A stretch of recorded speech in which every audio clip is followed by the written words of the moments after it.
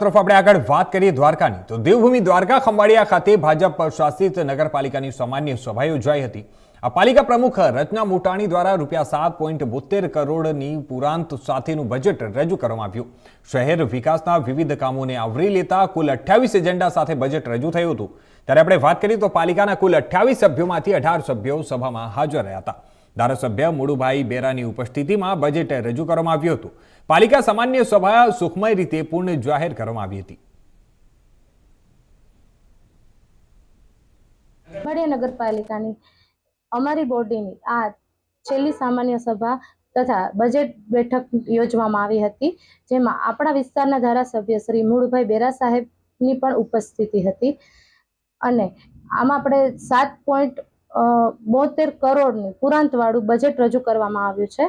તેમજ અનેક વિકાસના કામોને લગતા સામાન્ય સભામાં એજન્ડા લેવામાં આવ્યા છે અને તેમને સર્વાનુમતે 28 જેટલા એજન્ડાને સર્વાનુમતે મંજૂરી આપવામાં આવી છે અને આ સામાન્ય સભામાં 18 જેટલા સભ્યોની હાજરીમાં આ સામાન્ય સભાને શાંતિપૂર્ણ।